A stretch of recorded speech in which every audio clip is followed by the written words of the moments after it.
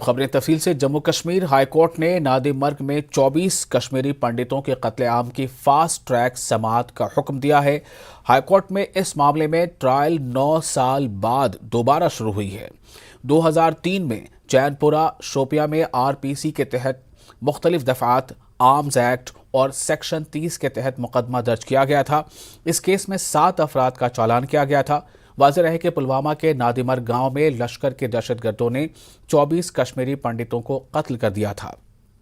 आधी रात के करीब 11 मर्द, 11 ख्वातीन और 2 नौजवान लड़कों को एक लाइन में खड़े करके दहशतगर्दों ने गोली मारकर हलाक कर दिया था।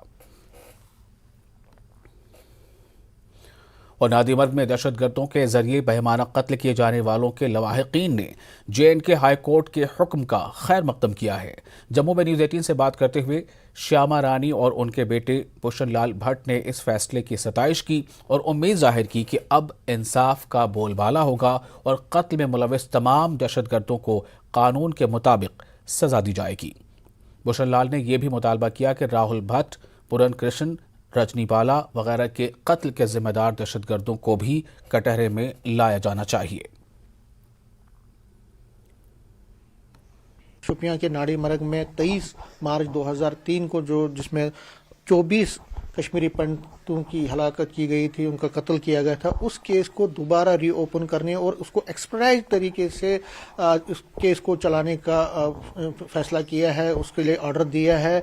और ये मैं आपको बता दूं, इस नाड़ी मर्ग मैसेकर में 24 लोगों को मारा गया था, जिसमें छोटे छोटे बच्चे भी थे। जो कोर्ट है उसने ये भी कहा है कि जो विटनेस है उनका जो विटनेस है इस केस के, उनको जम्मू में भी उनके स्टेटमेंट्स रिकॉर्ड किए जाएं या वीडियो कॉन्फ्रेंसिंग के जरिए उनके स्टेटमेंट्स रिकॉर्ड किए जाए। लेकिन इस केस को जल्द से जल्द जो है उसकी ट्रायल होनी चाहिए, उसको जल्द से जल्द एक्सपेडाइट करना चाहिए और जल्द से जल्द जो कसूरवार है उनको इसमें सजा मिलनी चाहिए। लेकिन आज थोड़ा इनको राहत मिली है जब ये कोर्ट का फैसला हुआ है कि इस केस की दोबारा से इस केस की दोबारा पैरवी होगी, दोबारा इस केस को चलाया जाएगा और बहुत तेजी से इसका निपटारा होगा। हम श्यामा रानी से बात करेंगे और जानेंगे कि कितनी खुशी है उनको आज जब ये बात उन्होंने सुनी कि अब ये दोबारा केस चलेगा।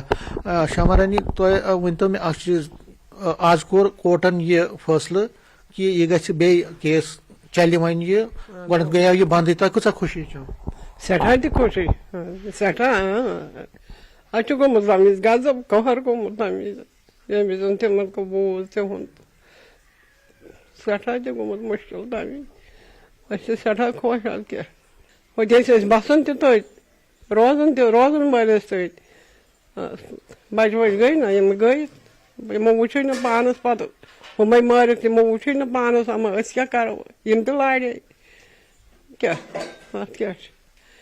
क्या करो नार दजन अंदर नार शहलन यह शहल पेवन याद बिचार लकट दोवुर त्रोवुर ब्या 24 बोय नश कम नश बाय सज 5 बात यह नार दजन यह कर शहल। ये बड़ी दुख की बात है कि आज 32 साल हो गए, 32 साल तक कोई किसी को कश्मीरी पंडित याद नहीं आया। कश्मीरी पंडित याद होने के बाद जो कत्ल गारत हुआ आज तक, जितनी भी कत्ल हुए, खासकर वो नाड़ी मर्ग कांड जो वो बहुत बड़ा एपिसोड है, उसमें जो हमारे मतलब मेरे मामा जी थे, उनके बहू वगैरह, मेरे चाचों के लड़के वगैरह जितने थे, उनका नरसंहार किया गया। 32 साल से ये गवर्नमेंट जो अंधी बहरी गवर्नमेंट है सोई है, आज तक फैसला नहीं हुआ। चलो अगर किसी के दिल में दया आई, अगर किसी को रहम करम आया, अगर इनको जो हमारे गुनाहगार थे जिन्होंने ये क्राइम ये जुर्म किया, इन ये जो बेगुनाह है, मासूम लोग है, निहत्ते लोग हैं, उनका कत्ल गारत किया, उनको सजा मिलनी चाहिए, कड़ी से कड़ी सजा मिलनी चाहिए। क्यों हम मतलब उनकी आत्माएं पुकार रही है, उनको इंसाफ आज तक नहीं मिला, जो उनकी आत्माएं भटक रही है, वो भी इंसाफ मांग रहे हैं, हम भी इंसाफ मांग रहे हैं, क्यों नहीं? हम चाहते हैं कि इंसाफ मिले। तो ये आप देख सकते हैं, ये भूषण लाल जी और इनके माता जी श्याम रानी जी दोनों ये कह रहे हैं कि ये इनको थोड़ा तसल्ली है, थोड़ी खुशी है कि आज कम से कम कोर्ट ने, जो श्रीनगर का जम्मू कश्मीर हाई कोर्ट है, उसमें उसने ये फैसला किया है कि इस केस की जल्दी से जल्दी ट्रायल होगी और जो विटनेस है उनको जम्मू से ही वीडियो रिकॉर्डिंग के जरिए या यहाँ पे ही इनके स्टेटमेंट्स रिकॉर्ड किए जाएंगे ताकि इस केस को जल्द से जल्द निपटाया जाए। तो इनको दुख तो है, उनके दर्द तो है, उनको बेचैनी तो है बहुत ज़्यादा, उनको गुस्सा भी है, लेकिन आज कम से कम उनको राहत मिली और ये चाहते हैं अब कि जो इस केस को जल्द से जल्द निपटाया जाए, इस केस को जल्द से जल्द बंद किया जाए, इसको सॉल्व किया जाए और जो कसूरवार हैं उनको सज़ा मिलनी चाहिए।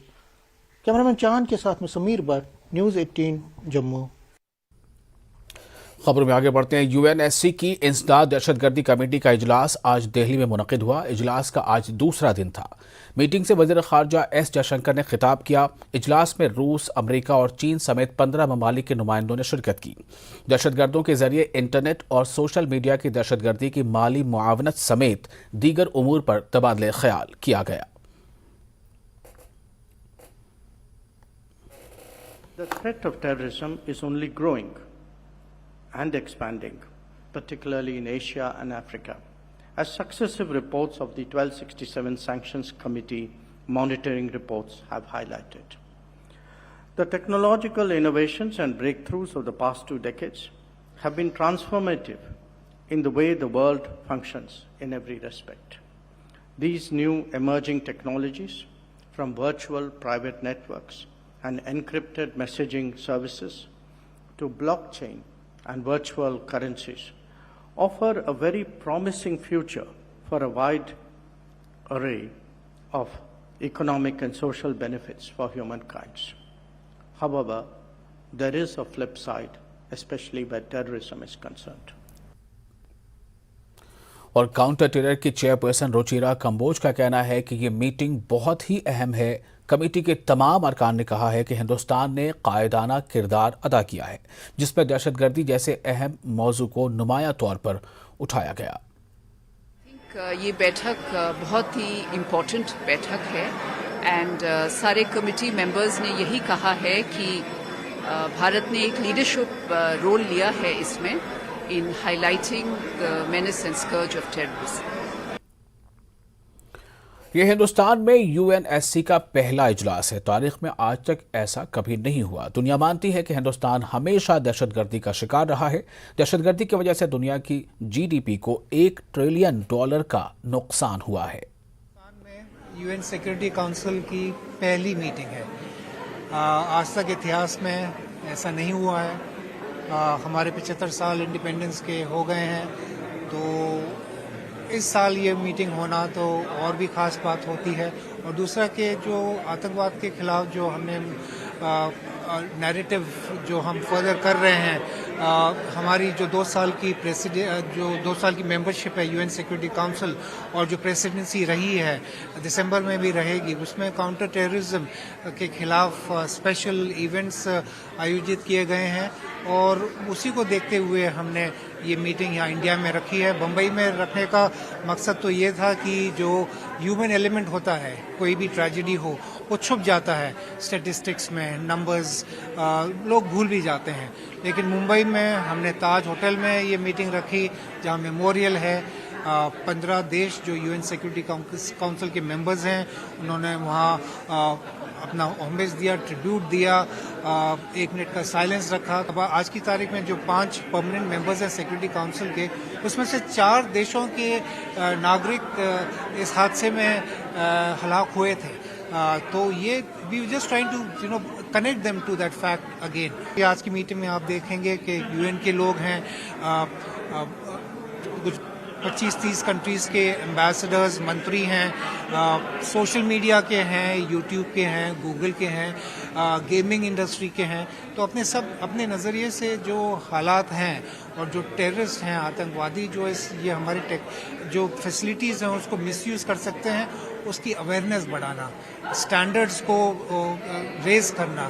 So this is part of a process. ये कोई ऐसा तो नहीं है कि कल हमको कोई इसका कोई रिजल्ट मिलेगा या हम सब टेररिस्ट को दुनिया भर में बंद करके इस मीटिंग के बाद कामयाबी पाएंगे। नहीं है, ये पेनफुल प्रोसेस है, स्लो प्रोसेस है। ग्लोबल इश्यूज को सॉल्व करने का वो 100 साल लगभग पुराना हो रहा है। तो इसी के चलते हुए ये जो लिस्टिंग वगैरह में जो इश्यूज आ रहे हैं वो टेक्निकलिटीज़ में फंस जाते हैं, डबल स्टैंडर्ड्स में फंस जाते हैं, पॉलिटिसाइज हो जाते हैं। तो ये डिसीजन जो देश लेते हैं ब्लॉक करने के लिए, वो इसलिए नहीं लेते हैं कि वो उनको सही या गलत नहीं दिखाई देता, वो इसलिए लेते हैं कि उनको सिर्फ अपना दोस्त दिखाई देता है और उसको बचाने के लिए आप यही एक इंटरप्रिटेशन है इस बात का। एक बार फिर आपका इस्तकबाल है, आप देख रहे हैं कश्मीर न्यूज। जम्मू कश्मीर के प्रिंसिपल सेक्रेटरी रोहित कंसल ने बैक टू विलेज फेज 4 की हुसूलियाबियों के बारे में न्यूज 18 से खास बातचीत की। इन्होंने न्यूज 18 पर बातचीत के दौरान कहा कि बैक टू विलेज फेज 4 के तहत सीनियर अफसरान खुद गांव जाकर लोगों के मसाइल सुनेंगे और हल करेंगे। B2B का असल फोकस यूथ और सेल्फ एम्प्लॉयमेंट है। आयुष्मान भारत स्कीम को उम्दा तरीके से नाफिज किया जा रहा है। उन्होंने कहा कि 10 लाख लैंड पासबुक तकसीम की जाएंगी और बेरोजगार नौजवानों को सेल्फ एम्प्लॉयमेंट में लाया जाएगा। प्रिंसिपल सेक्रेटरी रोहित कंसल से खास बातचीत न्यूज 18 की कंसल्टिंग एडिटर खुशबू मट्टू ने की। नमस्कार, मेरा नाम है खुशबू मट्टू और आज आप हमारे साथ जुड़े हुए हैं न्यूज 18 पे। आज हम बात करेंगे रोहित कंसल साहब से, जो हैं principal secretary to J&K government.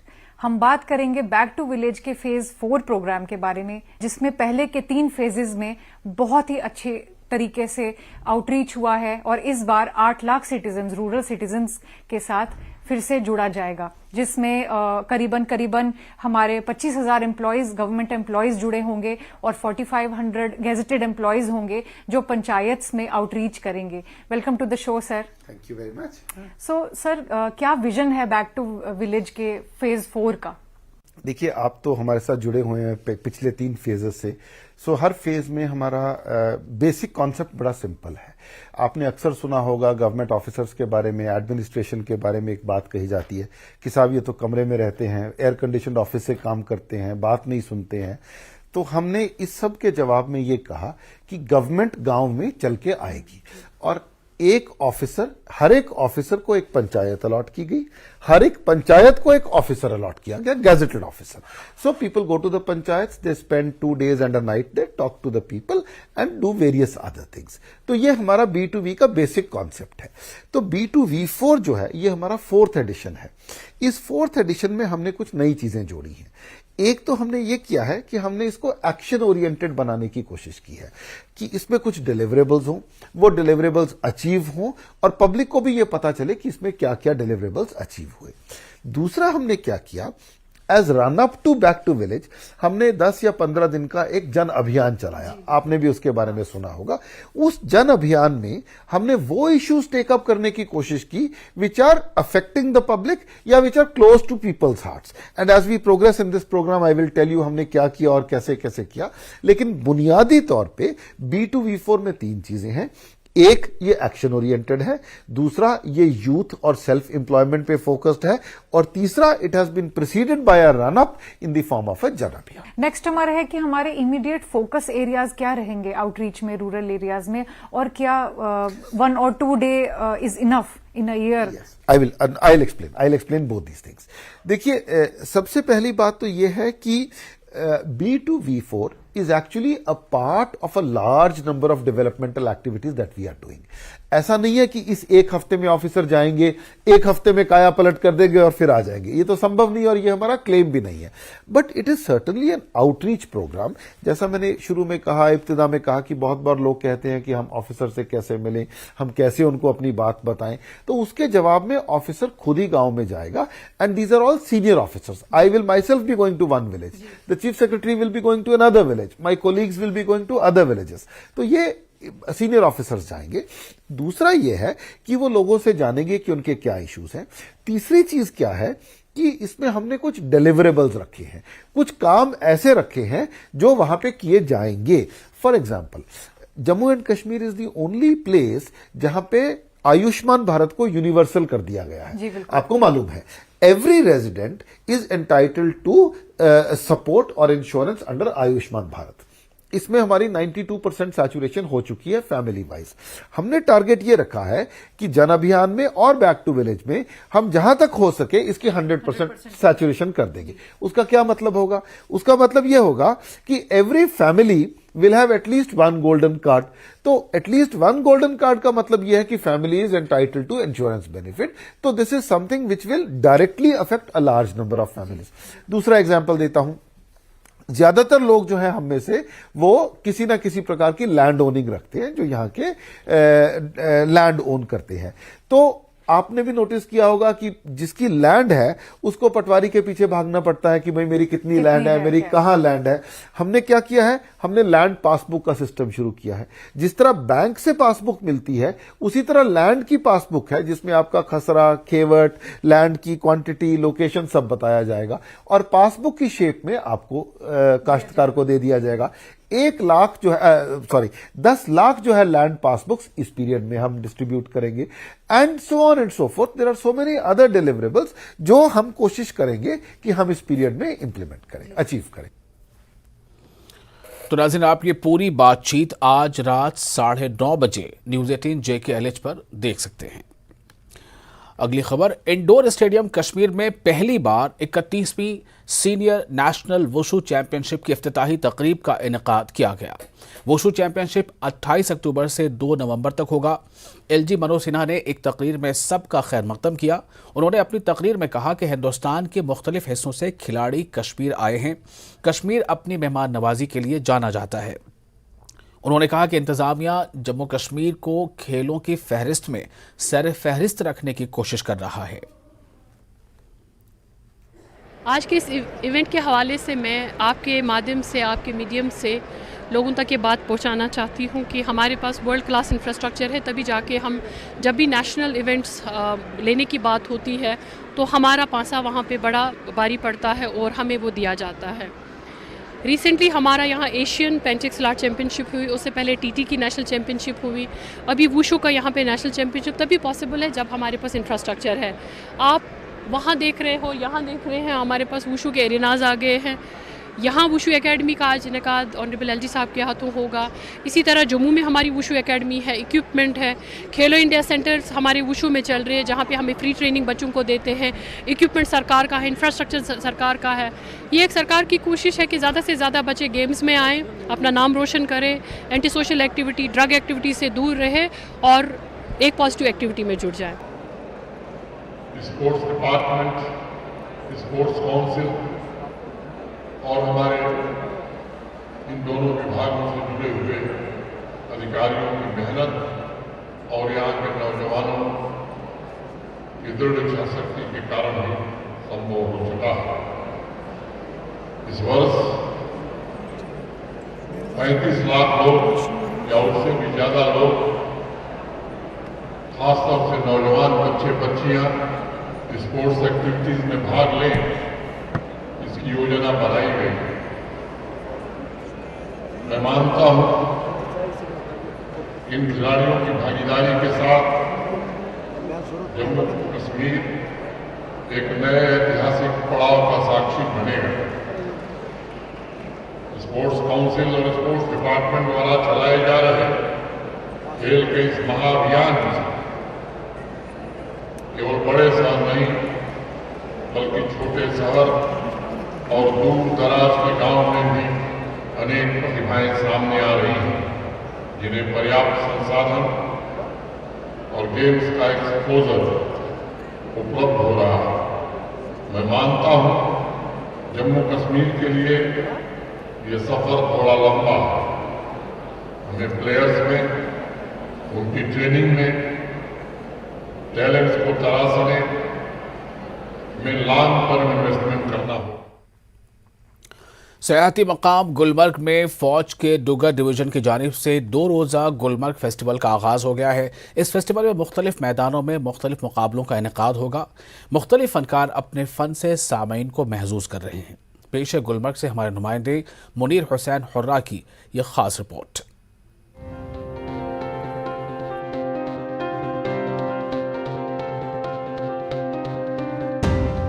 सियाहती मकाम गुलमर्ग में फौज के डुग्गर डिवीजन की जानिब से 2 रोज़ा गुलमर्ग फेस्टिवल का आगाज हो गया है। यह फेस्टिवल 30 अक्टूबर तक जारी रहेगा। इस फेस्टिवल के इनेकाद का मकसद इस खूबसूरत जगह की दुनिया के सामने तशहीर करना है, साथ ही दुनिया भर के सयाहों को गुलमर्ग की जानिब राग़िब करना, वादी कश्मीर के नौजवानों को अपनी सलाहियतों को उभारने और बेहतर प्लेटफॉर्म फराहम करने के सिलसिले में मुनक्किद किया जा रहा है। फेस्टिवल की शुरुआत ATV तिरंगा रैली से किया गया। ये रैली टंगमर्ग से गुलमर्ग तक चली। इस रैली में काफी जोश खरोश देखा गया। बच्चों के मिनी मैराथन दौड़ का भी अहतमाम किया गया। इस रेस में काफी तादाद में बच्चों ने हिस्सा लिया। गुलमर्ग के मैदान में घोड़ों की दौड़ का भी अहतमाम किया गया। दुनिया के सबसे बड़े ग्रीन गोल्फ कोर्स से हॉट एयर गुब्बारे डाले गए। Commander major general RK Singh मेहमान खुसूसी थे। इनके अलावा दीगर शख्सियात भी फेस्टिवल में मौजूद हैं। काफी तादाद में लोगों और सयाहों ने इस फेस्टिवल में शिरकत की। मतलब हर एक के साथ मतलब कॉन्ट्रैक्शन होती है, हर एक के साथ कम्युनिकेशन होती है, मतलब इससे इंसान को बहुत एक्सपोजर मिलता है। हर एक के साथ मतलब हर एक इंडिया में किसी की जगह मतलब जो भी लोग हैं मतलब इंडिया हर एक जगह उनके साथ बातचीत होती है, मतलब इससे इंसान बहुत एक्सपोजर मिलता है। जो ये स्पोर्ट्स फेस्टिवल यहाँ पे ये मुनाकिद किया गया है, इससे मतलब यूथ्स में बहुत ज़्यादा एक्सपोजर भी मिलता है और मतलब यहाँ पे मुख्तलिफ मतलब प्लेसेस से लोग भी आते हैं और उनसे इंटरेक्ट करते हैं, तो उससे भी बहुत ज़्यादा एक्सपोजर मिलता है। ये जो मिनी मैराथन था, इससे हमें और यूथ को आगे बढ़ने का मौका मिला। हम यही गुजारिश करना चाहेंगे GDA से कि आने वाले समय में भी वो और नौजवानों को हौसला अफजाई करने के लिए ऐसी रेसेस का वो नियोजन करते रहे। मकामी फनकार भी इस प्रोग्राम में हिस्सा लेकर अपनी सलाहियतों का मुजाहरा कर रहे हैं।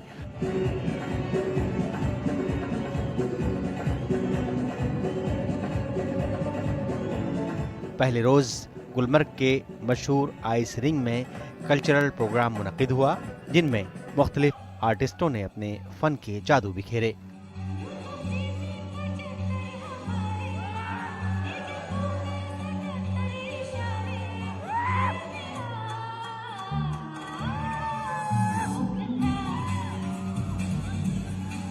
इस फेस्टिवल की एक नशिस्त में कल्चरल फैशन शो भी दिखाया गया।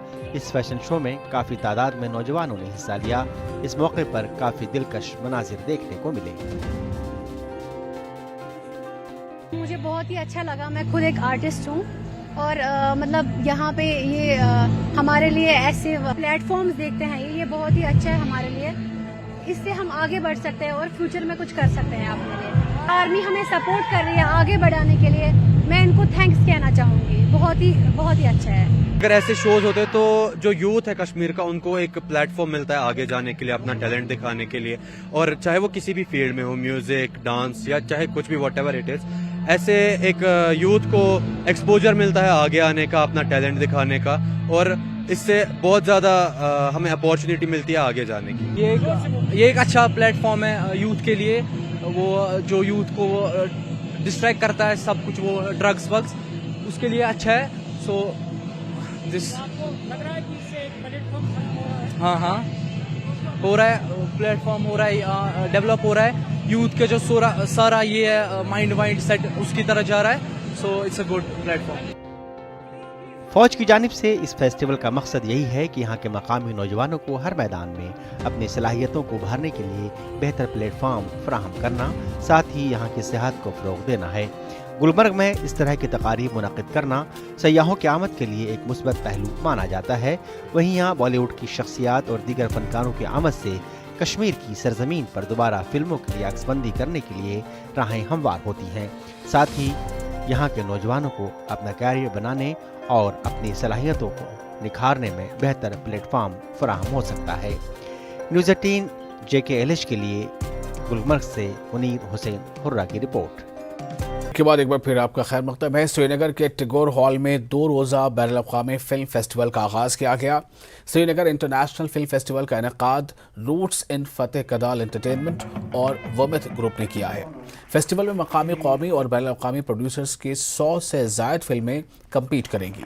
फेस्टिवल में कश्मीरी फिल्मी बिरादरी के अदाकारों का वालिहाना इस्तकबाल किया गया। डिविजनल कमिश्नर कश्मीर PK पोले इस मौके पर मेहमान खुसूसी थे। वाज़ेह है कि यह फिल्म फेस्टिवल 2 दिन यानी 29 और 30 अक्टूबर तक चलेगा। जानते हैं कि बहुत सारी कल्चरल एक्टिविटीज़ हम करते हैं, उसके साथ साथ हमने जम्मू में भी एक इंटरनेशनल फिल्म फेस्टिवल किया था। हमें कश्मीर में भी इंटरनेशनल फिल्म फेस्टिवल करना चाहिए, क्योंकि यहाँ का जो यूथ है वो इतना टैलेंटेड है कि आप देख सकते हैं 2 दिन की फिल्म्स जो हम चलाएंगे यहाँ पे, शॉर्ट फिल्म्स हैं, डॉक्यूमेंट्रीज़ हैं और म्यूज़िक वीडियोज़ हैं, वो किसी भी एंगल से बॉलीवुड वीडियोज़ या मूवीज़ से कम नहीं है।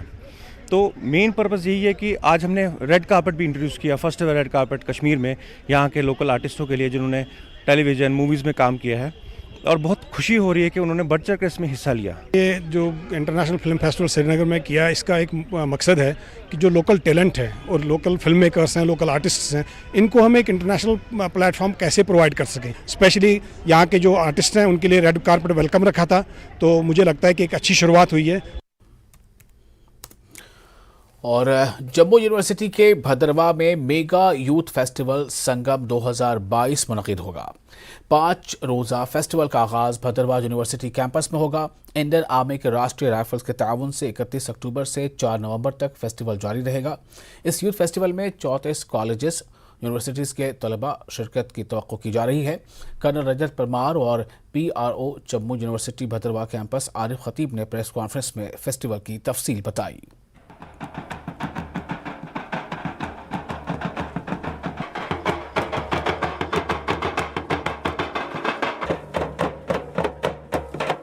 इसमें इनोवेटिव वर्कशॉप होगा जिसका थीम होगा making agriculture commercially visible in term of technology, marketing, storage and pricing. उसके बाद waste management of biodegradable and non biodegradable products and be the employer startup होगा। इसके अलावा जो है नया इसमें जो जोड़ा गया है, जो इनिशिएटिव जोड़े गए, जो नए इवेंट्स जोड़े गए, उसमें वाटर राफ्टिंग है, एडवेंचर टूरिज़म है, नेशनल इंटीग्रेशन है, कम्युनल हारमनी है। तो इससे हम ये जो है यहाँ जो मेहमान हमारे बच्चे हैं उनको यहाँ पे अमन, नेशनल इंटीग्रेशन और कम्युनल हारमनी और यहाँ जो टूरिज़म है उसका एक मैसेज देना चाहते हैं कि वो यहाँ से जाएं, ये मैसेज लेके कि भद्रवा एक पीस लविंग एरिया है, खूबसूरत एरिया है, आप आएँ। बिगेस्ट एवर नंबर जो है वो पार्टिसिपेट कर रहा है। More than 900 student from different colleges, university campus, Jammu university B.Ed colleges जो है जम्मू प्रोविंस के, वो पार्ट रहेंगे इस मेगा इवेंट के। उसके बाद 150 स्पोर्टिंग स्टाफ उनके साथ रहेगा। तो नियरली ये 1200 तक का फिगर जो है ये क्रॉस कर जाएगा। मुझे लगता है अब तक का सबसे बड़ा जो फिगर है ये रहेगा यूथ फेस्टिवल में। 31 को ये स्टार्ट होगा, अक्टूबर 31, और 4 नवंबर को इसका इफ्तिताह होगा, इसका जो वैलिडिटी होगा। कश्मीर टूरिज्म के डायरेक्टर फैजुल हसीब ने कहा है कि कश्मीर गैर मुल्की और मुल्की सयाहों के लिए महफूज जगह है, जबकि इस साल मौसम सरमा में रिवायती सयाहती मकाम गुलमर्ग के अलावा पहलगाम को भी मौसम सरमा में सयाहों के लिए खोल दिया जाएगा।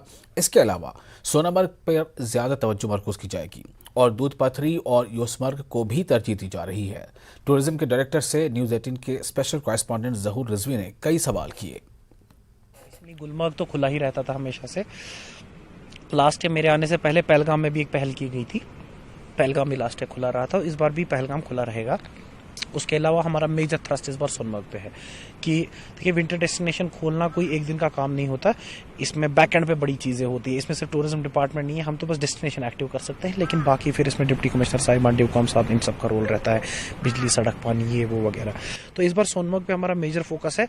सोनमर्ग के अलावा दूधपथरी और यूसमर्ग, ये कोशिश करेंगे कि ये डेस्टिनेशन भी एक्टिव रहें और रोल हो रही। जैम पैक ना होने का तो सवाल ही पैदा नहीं होता। हमारी law and order situation, security situation, peace काफ़ी अच्छा इस्टेब्लिश हो गया है, जिसकी वजह से गवर्नमेंट ने बड़ा एक उस पर बहुत ज़बरदस्त फोकस दिया कि हमारा जो सिस्टम है, हमारा जो लॉ एंड ऑर्डर सिचुएशन वो इंप्रूव हो जाए। उसके बाद डिपार्टमेंट ऑफ टूरिज्म ने ज़बरदस्त पब्लिसिटी एंड प्रमोशन कैंपेन्स भी किए, जिसकी वजह से मेजॉरिटी टूरिस्ट कश्मीर अट्रैक्ट हुए हैं। तो इस बार विंटर में भी हम लोग अभी रोड शोज़ की तैयारी कर रहे हैं, तो रोड शोज़ शुरू होंगे, बाकी चीज़ें होंगी। तो एक बार ये सब चीज़ें हो जाएंगी, आप देखेंगे जैम पैक्ड सीजन रहेगा। गुलमर्ग, पहलगाम, सोनमर्ग, तीनों जगह बड़ा ज़बरदस्त जैम पैक्ड सीजन रहेगा। कोई मैसेज कि वो कश्मीर आए ऑफ बीट डेस्टिनेशंस या फिर और डेस्टिनेशंस के हवाले से? It is safe, it is sound and you can come please ensure कि जो आपको एडवाइजरी कोई है आप उस पर एक अपने लेवल पे भी कैंपेन करें। इंटरनेशनल टूरिस्ट से मेरी गुजारिश है, please talk to your governments also if you have contacts. Kashmir is absolutely safe, it is peaceful, there is no law and order problem, we are here to welcome you. It's a warm place, hospitable place है, लोग welcoming है और आपका ये trip जो है unforgettable. Jammu Kashmir हुकूमत ने एक बड़ी कामयाबी हासिल की है। नफ्सियाती अमराज के अस्पताल जम्मू और जिला अस्पताल सांबा ने टॉप पोजीशन हासिल की है। दरअसल ये दर्जाबंदी नेशनल हेल्थ मिशन की तरफ से जारी की गई है।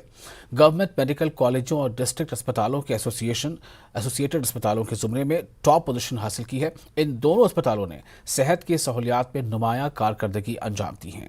ये रिपोर्ट देखिए।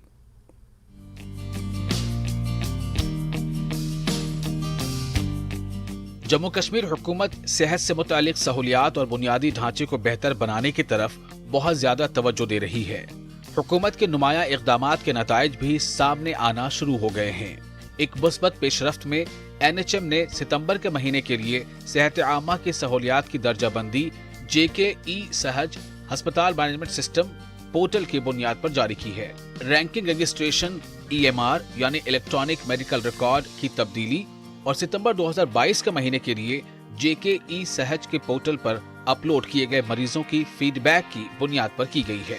ये कोई करिश्मा नहीं है, ये बेसिकली हमारी सस्टेन्ड एफर्ट्स हैं और हमारा हॉस्पिटल है तो हमारी गाइडेंस जो हमारी प्रिंसिपल मैडम हैं तो उनकी गाइडेंस और जो हमारे एडमिनिस्ट्रेटिव डिपार्टमेंट है सेक्रेटरीट में उनकी गाइडेंस से हमने ये सारा जो ये पैरामीटर्स पे हम खरे उतरे हुए हैं। ये बेसिकली क्या है कि अब गवर्नमेंट ने जैसे आज आपको भी पता होगा कि एक डिजिटलाइज कर दिया सारा। अब फर्स्ट फेज़ में उन्होंने OPD जो है हमारी जो आउट पेशेंट डिपार्टमेंट है उसको डिजिटलाइज कर दिया। उसमें जितना भी है उस पोर्टल का नाम है HMIS portal, health management information system. में क्या है कि रजिस्ट्रेशन से लेके पेशेंट के कंफर्ट के लिए हमने क्या किया हुआ है कि हमने रजिस्ट्रेशन सेक्शन को भी बड़ा वो स्ट्रीमलाइन किया हुआ है।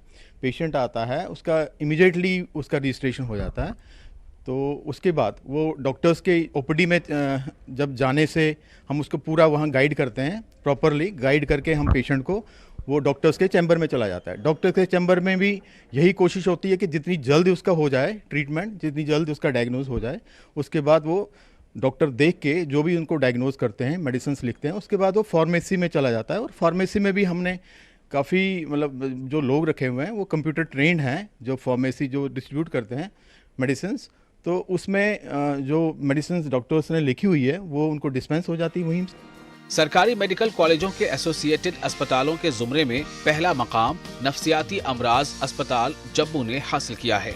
इसके बाद सीने के अमराज अस्पताल Jammu, government dental college Srinagar, bone and joint अस्पताल श्रीनगर और गवर्नमेंट मेडिकल कॉलेज कठुआ तीसरे नंबर पर है। सब कुछ अच्छा, बिल्कुल एक मतलब फैमिली की तरह ही है। सभी सफाई वगैरह भी बिल्कुल नीट एंड क्लीन है, सब कुछ अच्छा है। तो पहले तो लड़के इधर 20-25 लड़के गेट में खड़े रहते थे हर वक्त, ठीक है ना, वो आने जाने वालों के ऊपर भी बुरा असर पड़ता था। अब इन्होंने थोड़ी व्यवस्था अच्छी कर दी है कि आप अंदर आओ तो खाली मिलता है ग्राउंड, मतलब कोई आलतू फालतू लड़का नशा करने वाला वो इधर नहीं मिलता। जिला अस्पतालों के जुमरे में जिला अस्पताल सांबा ने पहला मकाम हासिल किया है। इसके बाद जिला अस्पताल पुंछ, जिला अस्पताल बांदीपोरा, सरकारी अस्पताल गांधीनगर और जिला अस्पताल कुलगाम शामिल हैं। इसी तरह कम्युनिटी हेल्थ सेंटर्स के जुमरे में पहला दर्जा CHC सीड ने हासिल किया है। इसके बाद CHC बिजबिहाड़ा, CHC यारीपुरा और राजीव गांधी अस्पताल जम्मू ने हासिल किया है। पहले दर्जे के अस्पतालों का दौरा करने वाले और मरीज दोनों ही इन अस्पतालों में दस्तयाब बुनियादी ढांचे से खुश हैं। नए मेडिकल कॉलेजेस को भी और डिस्ट्रिक्ट हॉस्पिटल्स को भी बनाया गया है और वहाँ पे जो इंफ्रास्ट्रक्चर है, हेल्थ रिलेटेड इंफ्रास्ट्रक्चर है, उसको भी बहुत ज़्यादा उसमें भी बहुत ज़्यादा इम्प्रूवमेंट लाई गई है। और इसी का नतीजा है कि अब NHM जैसी संस्थाओं ने भी जम्मू कश्मीर के हेल्थ सेक्टर को थम्स अप किया है और अप्रिशिएट किया है बहुत सारे हॉस्पिटल्स का। लेकिन बात यहीं पे नहीं रुकती है, ज़रूरत इस बात की भी है कि और ज़्यादा ध्यान इस सेहत महकमे तरफ दिया जाए और ख़ासकर जो गाँव में जो रूरल एरियाज़ में जो हेल्थ सुविधाएं हैं उनको और ज़्यादा उनमें और ज़्यादा सुधार करने की ज़रूरत है, उनको और ज़्यादा इम्प्रूव करने की ज़रूरत है ताकि गाँव में बसने वाले लोगों को भी अच्छी और तुरंत सेहत की जो फैसिलिटीज़ है वो उनको मैसर हो। कैमरामैन चांद के साथ में समीर भट्ट, न्यूज़ 18 जम्मू। ब्रेक के बाद एक बार फिर आपका खैर मकदम है। आप देख रहे हैं न्यूज़ 18 जम्मू कश्मीर लद्दाख हिमाचल पर कश्मीर न्यूज़।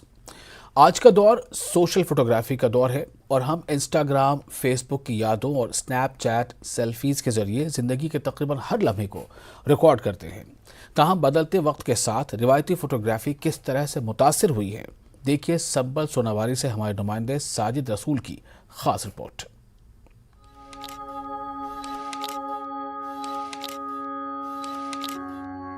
दस 15 साल पहले की अगर बात करें तो लोग फोटोग्राफी के लिए स्टूडियोज का रुख जरूर करते थे, खास तौर पर फैमिली फोटोज के लिए। त्योहारों के मौके पर या फिर छुट्टियों के दौरान लोग शौक से फोटोग्राफी की दुकानों पर जाते थे और इस तरह से फोटोग्राफी भी अपने आप में एक बेहतरीन कारोबार तस्वुर किया जाता था। लेकिन अब रिवायती फोटोग्राफी की जगह डिजिटल फोटोज ने ले ली है। रिवायती फोटोग्राफी के कारोबार से वाबस्ता दर्जनों फोटोग्राफर्स का रोजगार पूरी तरह मुतासिर हुआ, जिसकी वजह से वो या तो अपना कारोबार या पेशा बदलने पर मजबूर हो गए या फिर खाली बैठे हैं। स्टूडियोज अब दीगर कारोबारी चीजों के लिए इस्तेमाल किए जा रहे हैं और कैमरे ताक पर पड़े धूल चाट रहे हैं। पहले तो शादियों का रिवाज था, जाते थे वहाँ फंक्शनों पे, तो अब धीरे धीरे वो भी ख़त्म हो चुका है, बहुत ही कम अब है। यार पहले न यहाँ तकरीबन 15-20 दुकान थे, एक एक करके ना सब ने मतलब चेंज किया है। फोटोग्राफी पहले भी होती थी, आज उससे ज़्यादा होती है। वो ना अपनी इंस्टाग्राम में रखते हैं, फेसबुक में रखते हैं। तो पहले तो ऐसे ही रखते थे, एल्बम में, अलमारी में रखते थे, तो ख़राब भी होते थे वो। तो अब ना वो मतलब सेफ रहती है, उससे ज़्यादा हो रही है आज फोटोग्राफी। दर्जनों रिवायती फोटोग्राफर्स का मानना है कि अब सब कुछ डिजिटल है और लोग शाज़ो-नादिर ही स्टूडियोज का रुख करते हैं। काबिल जिक्र है कि सोनावारी इलाके में दर्जनों स्टूडियोज या तो बंद हो गए या उनके मालिकान ने दीगर जरिया माश इख्तियार कर लिया। मेरा एक फोटोग्राफी का दुकान है। फोटोग्राफी जो हमारा शोबा है फोटोग्राफी का, वो बहुत ही मुतासिर हुआ है जब से मोबाइल आया है। मोबाइल ने आज जो भी फ़ोटो उठाता है वो मोबाइल में ही सेव रखता है, मोबाइल में ही सेव रखता है। पहले जो हम फ़ोटो उठाते थे, बनाते थे, अब ऐसा नहीं होता है। जिस मोबाइल से हमारा फोटोग्राफी का शोबा बहुत ही मुतासिर हो। बचपन से ही मैं इस शोबे से ताल्लुक़ रखता हूँ। मेरे पास वीडियो कैमरास थे, फ़ोटो बनाने वाले कैमरास थे, वो इस वक्त बेकार पड़े हुए हमारे घर में। अब मैंने अब सियासी सेंटर खोला है, अब इसी के साथ थोड़ा थोड़ा काम करता हूँ। लेकिन जो हमारा बेसिकली शोबा था वो बहुत ही मुतासिर हुआ। टेक्नोलॉजी के इनकलाब की वजह से बहुत से शोबों में गैर मामूली तब्दीली आ रही हैं। गुजरते लम्हों ने किसी पेशे को तरक्की के आसमान तक पहुंचा दिया, तो कुछ पेशे वक्त की रफ्तार के साथ न चलने की वजह से दम तोड़ रहे हैं। इन्हीं में से एक पेशा रिवायती फोटोग्राफी भी है। फोटोग्राफर्स को भी वक्त के साथ साथ अपने आप को हम आहंग करने की बेहद जरूरत है, ताकि वो इसी शोबे में अपना रोजगार आगे भी जारी रख सके। न्यूज़ 18 JKLH के लिए साजिद रसूल की रिपोर्ट। NC विमेंस विंग की सदर शमीमा फिरदौस ने कहा है कि मरकजी वज़रा के मौजूदा दौरे से जम्मू कश्मीर को किसी किस्म का फ़ायदा हासिल नहीं हो रहा है। शमीमा फिरदौस ने पुलवामा में मीडिया के साथ बात करते हुए इन ख्यालात का इजहार किया। इससे कबल पुलवामा के NC ऑफिस में ख़वातीन का एक रोज़ा इजलास मुनक़िद हुआ, जिसमें पार्टी के ज़िला सदर पुलवामा ग़ुलाम मुहिउद्दीन मीर के अलावा पार्टी की ख़वातीन लीडरान ने खिताब किया। अपने खिताब में लीडरान ने इल्ज़ाम आयद किया कि तरक्की के हवाले से बयानात दिए जाते हैं, लेकिन वो सारे बेसूद हैं। ज़मीनी सतह पर तामीर और तरक्की का फ़ुक़दान पाया जा रहा है।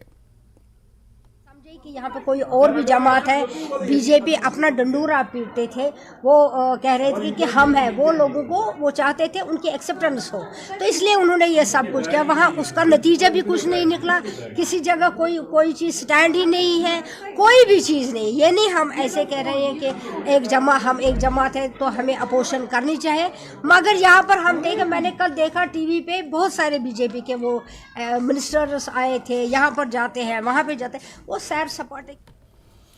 और एमएसएमई के मरकजी वजीर ममलकत भानु प्रताप सिंह वर्मा ने चरसू अंतिपुरा और पापुर का दौरा किया। दौरे के दौरान उन्होंने बैक टू विलेज प्रोग्राम में शिरकत की और अवामी वफूद के मसाइल सुने।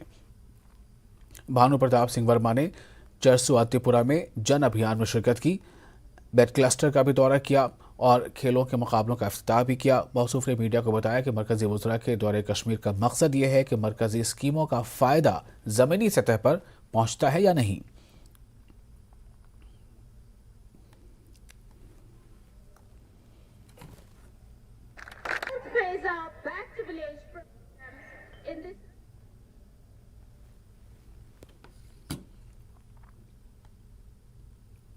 जम्मू कश्मीर के डोडा जिले में इंतजामिया की जानिब से दरियाए चनाब पर राफ्टिंग शुरू की गई है। इस इक़दाम से बेरोजगार नौजवानों में काफ़ी उम्मीदें जागी हैं। उनका कहना है कि हुकूमत को राफ्टिंग का सिलसिला मुसलसल जारी रखना चाहिए ताकि सयाहों को चनाब की जानिब राग़िब किया जा सके। सयाहों की आमद से बेरोजगार नौजवानों को रोज़गार कमाने का मौका फराहम होगा। पेश है आतिफ लोन की यह खास रिपोर्ट। आप देखिए ये रिपोर्ट, मुझे दें इजाज़त।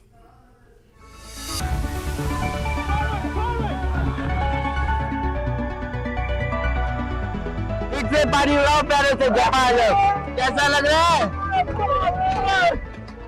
वादी चनाब में इन दिनों डोडा इंतजामिया की तरफ से राफ्टिंग शुरू की गई है। राफ्टिंग शुरू होने से बेरोजगार नौजवानों में उम्मीद की किरण जगी है। इनका कहना है कि वो दरियाए चनाब के नीले पानी वाले दरिया में राफ्टिंग का मजा ले रहे हैं, लेकिन इस सिलसिले को मुसलसल जारी रखना चाहिए ताकि सयाहों की आमद का सिलसिला शुरू किया जा सके। चनाब में राफ्टिंग का बहुत स्कोप है। इस इक़दाम से इलाके के बेरोजगार नौजवानों को अपना रोजगार कमाने का एक बेहतरीन मौका फराहम होगा। जो राफ्टिंग जो है ऑर्गेनाइज किया गया है, ये एक मेजर स्टेप है और उम्मीद करता हूँ कि अगर इसी प्रकार से एडमिनिस्ट्रेशन इसको कंटिन्यू रखेगी और सपोर्ट करेगी, जो लोकल यूथ जो है यहाँ के जो आए हैं अपनी राफ्ट लिए, सारी लोकल यूथ है, अगर सपोर्ट की जाएगी तो यहाँ हर स्पॉट जो है वहाँ पर राफ्टिंग स्पॉट है। खिदाई चनाब में काफ़ी बेनिफिट है यहाँ के जो यूथ हैं खास करके, क्योंकि अनएम्प्लॉयमेंट काफ़ी ज़्यादा है इस वक्त जम्मू कश्मीर के अंदर बात की जाए तो। यहाँ पर खास करके चनाब खिता की बात की जाए, जहाँ एक तरह से रिजर्वेशनों की बात हो रही है, दूसरी चीज़ों की बात हो रही थी, लेकिन ये जो एक तरह से अगर प्राइवेट सेक्टर ही सही, लेकिन यहाँ पर जो है टूरिज़्म को जब बढ़ावा मिलेगा, ये वाटर राफ्टिंग जो हो रही है, रिवर राफ्टिंग जो हो रही है, इसकी वजह से यहाँ पर बहुत सारे बेनिफिट्स और भी हैं।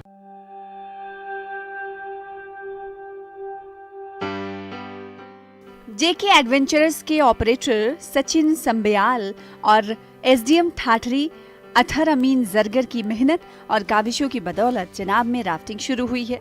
मुंतज़मीन की जानिब से चनाब में इलाके का इंतखाब करने के बाद महफूज तरीके से राफ्टिंग की जा रही है। मुंतज़मीन के मुताबिक आइंदा दिनों में पैराग्लाइडिंग का भी एहतमाम किया जाएगा ताकि इलाके को मुकम्मल तौर पर सयाहती नक्शे पर लाया जा सके। चनाब के अंदर बेरोजगारी बढ़ रही है और राफ्टिंग के जरिए बेरोजगार नौजवानों को बहुत फायदा मिल सकता है।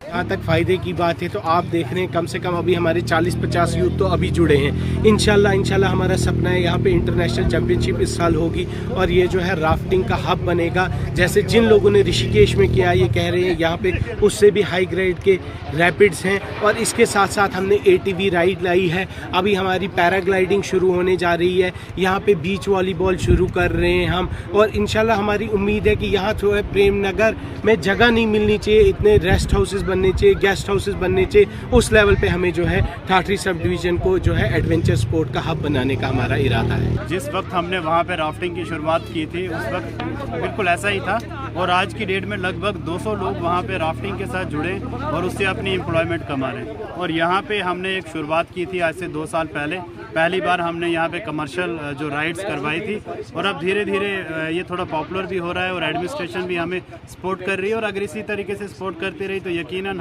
हमारी ये कोशिश है कि हम डोडा को जो है वो एक एडवेंचर टूरिज्म का डेस्टिनेशन बनाएं। डीसी डोडा विशेष पॉल महाजन और एसएसपी डोडा अब्दुल कयूम और दीगर अफसरान ने राइड राफ्टिंग में हिस्सा लिया। डीसी डोडा का कहना है कि आने वाले दिनों में चिनाब में बड़े पैमाने पर एक प्रोग्राम का इनेकाद किया जाएगा। इंतजामिया के मुताबिक चिनाब राफ्टिंग एडवेंचर स्पोर्ट्स के लिए एक बेहतरीन मकाम है। एडवेंचर लवर्स के लिए ये मकाम जन्नत से कम नहीं है, इसलिए मुंतजिमीन चाहते हैं कि इस सिलसिले को मुसलसल जारी रखना चाहिए ताकि एडवेंचर टूरिज्म और राफ्टिंग के जरिए सयाहों को राग़िब किया जा सके। बड़ा टूरिज्म को बेनिफिट मिलेगा जी। हम ये एक्सपेक्ट कर रहे हैं कि ये जो एडवेंचर टूरिज्म का हम आज लॉन्च कर रहे हैं, this will become talk of the entire UT. लोग आएंगे, लोग एंजॉय करेंगे और हम उम्मीद करते हैं, जैसे कि मुझे ब्रीफ किया गया है, all precautions are in place. तो ये राफ्टिंग एक सक्सेसफुल इवेंट लॉन्च ही नहीं होगा, लेकिन एक सक्सेसफुल इवेंट का ये वो फॉर 3 और 4 मंथ्स चलता रहेगा। जनाब से बेहतर एडवेंचर आपको कौन देगा। डोडा जिले में अक्टूबर के महीने में राफ्टिंग शुरू की जाती है क्योंकि सर्दियां शुरू होते ही दरियाए चिनाब की रवानी में कमी आती है। पानी की तेज बहाव में कमी की वजह से दरिया में राफ्टिंग के लिए एक अच्छा ट्रैक बन जाता है। दरियाए चिनाब में राफ्टिंग तकरीबन 2 माह तक जारी रहेगी। उम्मीद है कि एडवेंचर लवर और सयाह इस इक़दाम से लुत्फ़अंदोज़ होंगे। उनको फ़ायदा क्यों नहीं होगा। देखिए, राफ्टिंग में इनको 10 लोगों की ज़रूरत होगी, यहाँ पे खाने की ज़रूरत होगी, कैंपिंग साइट्स क्रिएट होंगी और कोई भी अगर राफ्ट डालना चाहता है जिसके पास रिक्विजिट परमिशंस होंगी टूरिज़्म की या जो डिपार्टमेंट्स इसको करते हैं, तो we will be very happy to get them over here. उम्मीद है कि डोडा इंतजामिया की तरफ से उठाया गया कदम कामयाब और चिनाब एडवेंचर टूरिज्म के लिए एक संग मील साबित होगा।